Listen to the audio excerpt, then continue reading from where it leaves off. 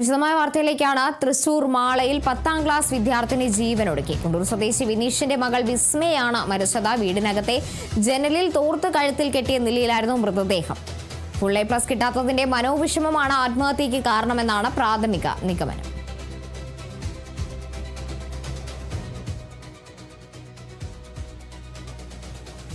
എന്നാലും SSLC ഫലപ്രഖ്യാപനം വന്നതിന് തൊട്ടു പിന്നാലെയാണ് ഇത്തരത്തിലൊരു വാർത്ത പുറത്തു വരുന്നത്.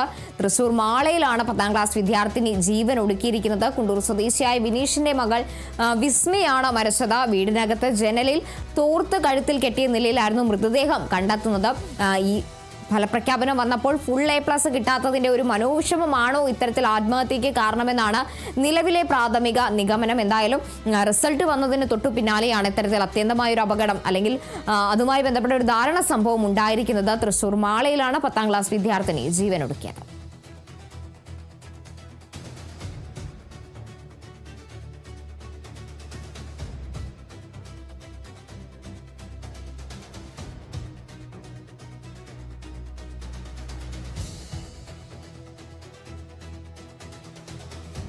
മന്ത്രിമാരെയും വകുപ്പുകളെയും തീരുമാനിക്കുന്നതിൽ UDFന്റെ അന്തിമ തീരുമാനം നാളെ വീണ്ടും UDF യോഗം ചേരും. കക്ഷി നേതാക്കളുമായി ഉഭയകക്ഷി ചർച്ച നടത്തും. നാളെ വിശദമായി ചർച്ച ചെയ്യുമെന്ന് UDF കൺവീനർ അടൂർ പ്രകാശ് പറഞ്ഞു.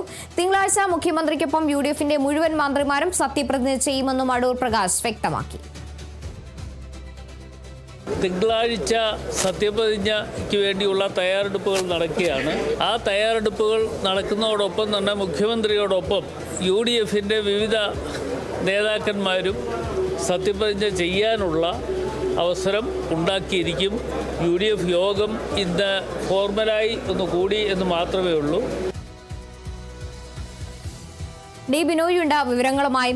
ബിനോയ്, എന്തായാലും മുഖ്യമന്ത്രിക്കൊപ്പം മുഴുവൻ മന്ത്രിമാരും സത്യപ്രതിജ്ഞ ചെയ്യും തിങ്കളാഴ്ച. ആ സാഹചര്യത്തിൽ നാളെ തന്നെ മന്ത്രിസഭ പ്രഖ്യാപനം ഉണ്ടാകുമോ? നാളെയോടുകൂടി മന്ത്രിസഭയുടെ കാര്യത്തിൽ ഒരു അന്തിമ തീരുമാനത്തിൽ എത്തിച്ചേരാൻ കഴിയും എന്ന് തന്നെയാണ് നേതാക്കൾ പറയുന്നത്. ആദ്യഘട്ടത്തിൽ ഉഭയകക്ഷി ചർച്ചയാണ്. അതായത് UDFലെ ഘടകകക്ഷി നേതാക്കന്മാരുമായി സംസാരിക്കും. KPCC പ്രസിഡന്റും ഒപ്പം തന്നെ AICC ഭാരവാഹികളായ KC വേണുഗോപാലും ദീപാദാസ് മുൻഷിയും അടങ്ങുന്ന സംഘമാണ് നാളെ ഉഭയകക്ഷി ചർച്ചയിൽ പങ്കെടുക്കുക. അതിനുശേഷം UDFന്റെ യോഗത്തിലേക്ക് കടക്കും. അതോടുകൂടി തന്നെ ആരൊക്കെയായിരിക്കും മന്ത്രിമാർ എന്ന കാര്യത്തിൽ ഒരു അന്തിമ തീരുമാനത്തിൽ എത്തിച്ചേരും എന്നാണ് ഇപ്പോൾ UDF കൺവീനർ അറിയിച്ചിരിക്കുന്നത്. മാത്രവുമല്ല, ഈ UDF ഘടകകക്ഷികളിൽ ഒട്ടുമിക്ക കക്ഷികളുടെയും മന്ത്രിമാരുടെ പേര് വിവരങ്ങളെല്ലാം തന്നെ അവർ തയ്യാറാക്കി കഴിഞ്ഞിട്ടുണ്ട്. പ്രത്യേകിച്ചും ലീഗിൻ്റെ ഭാഗത്തു നിന്നും 5 മന്ത്രിമാരാണ് ഇത്തവണ മന്ത്രിസഭയിൽ ഉണ്ടാവുക. കുഞ്ഞാലിക്കുട്ടിയായിരിക്കും അവരുടെ സഭാ നേതാവ്. ജോസഫ് ഗ്രൂപ്പിൻ്റെ ഭാഗത്തു നിന്നും ഒരു മന്ത്രി, അത് മോൻസ് ജോസഫ് ആയിരിക്കും. RSPയുടെ ഭാഗത്തു നിന്നും ഒരു മന്ത്രി ഷിബു ബേബി ജോൺ ആയിരിക്കും. അതുകൂടാതെ മറ്റൊരു പ്രശ്നമുള്ളത് മാണി സി കാപ്പനും ഒപ്പം തന്നെ KK രമയുമുണ്ട്. ഇവർക്ക് 2 പേർക്ക് മന്ത്രിസ്ഥാനം നൽകണം എന്നുള്ള കാര്യത്തിൽ ഒരു അന്തിമ തീരുമാനം നാളെ ഉണ്ടാകും എന്നാണ് പ്രതീക്ഷിക്കുന്നത്. അതിനെല്ലാം ഉപരിയായി ഇനി കോൺഗ്രസിൽ എത്ര മന്ത്രിമാരുണ്ടാകണം, ആരൊക്കെ ആയിരിക്കും മന്ത്രിമാർ എന്ന കാര്യത്തിലുള്ള തീരുമാനം ഇന്ന് രാത്രി അതിൻ്റെ പ്രാഥമിക ഘട്ട ചർച്ച നടക്കും. നാളെയോടുകൂടി തന്നെ അതും അന്തിമ തീരുമാനത്തിൽ എത്തപ്പെടും എന്ന് പ്രതീക്ഷിക്കുകയാണ്. കോൺഗ്രസിലെ മുതിർന്ന നേതാക്കളായ KPCC അധ്യക്ഷൻ സണ്ണി ജോസഫ്, തിരുവഞ്ചൂർ രാധാകൃഷ്ണൻ, K മുരളീധരൻ, N ശക്തൻ, അതുപോലെ തന്നെ M ലിജു, PC വിഷ്ണുനാഥ്, ബിന്ദു കൃഷ്ണ, ഷാനിമോൾ ഉസ്മാൻ, ഇങ്ങനെ തുടങ്ങുന്ന ഒരു വലിയ നിര തന്നെ ഇപ്പോൾ ചർച്ച ചെയ്യുന്നുണ്ട്. ഇവരിൽ നിന്നായിരിക്കും 11 പേരെ പട്ടികയിൽ ഉൾപ്പെടുത്തുക. അതുപോലെ തന്നെ ആദ്യഘട്ടത്തിൽ ജയിച്ചു വന്നിട്ടുള്ള ചില നേതാക്കന്മാരുടെ പേരുകളും പരിഗണിക്കുന്നുണ്ട്. അതിൽ പ്രധാനപ്പെട്ടത് ഈ പഴകുളം മധു, അതുപോലെ തന്നെ ജ്യോതികുമാർ ചാമക്കാല എന്നിവരുടെ പേരുകളുമുണ്ട്. ഇതിൽ ജ്യോതികുമാർ ചാമക്കാല രമേശ് ചെന്നിത്തലയുടെ നോമിനിയായിട്ടായിരിക്കും ഒരു പക്ഷേ ചർച്ചയിൽ കടക്കുക. അദ്ദേഹത്തിൻ്റെ പേര് വേണം, അല്ലെങ്കിൽ അദ്ദേഹത്തെ കൂടി മന്ത്രിസഭയിൽ ഉൾപ്പെടുത്തണമെന്ന നിർദ്ദേശമൊക്കെ രമേശ് ചെന്നിത്തലയുടെ ഭാഗത്തു നിന്ന് ഉയരാൻ സാധ്യതയുണ്ട്. അങ്ങനെ യുവ നേതാക്കളെ കൂടി മന്ത്രിസഭയിൽ ഉൾപ്പെടുത്തിക്കൊണ്ട് മുന്നോട്ട് പോകണം എന്നൊരു നിർദ്ദേശം വിവിധ ഭാഗങ്ങളിൽ നിന്ന് ഉയർന്നിട്ടുണ്ട്. എന്തായാലും നാളെയോട് ഇന്നോടുകൂടി തന്നെ ആരൊക്കെ ആയിരിക്കും മന്ത്രിമാർ എന്നുള്ള കാര്യത്തിൽ ഒരു അന്തിമ തീരുമാനത്തിൽ എത്തിച്ചേരും. അത് ജോസഫ് വിഭാഗത്തിന് 2 മന്ത്രിമാർ വേണം എന്നൊരാവശ്യം അവർ മുന്നോട്ട് വെച്ചിട്ടുണ്ട്.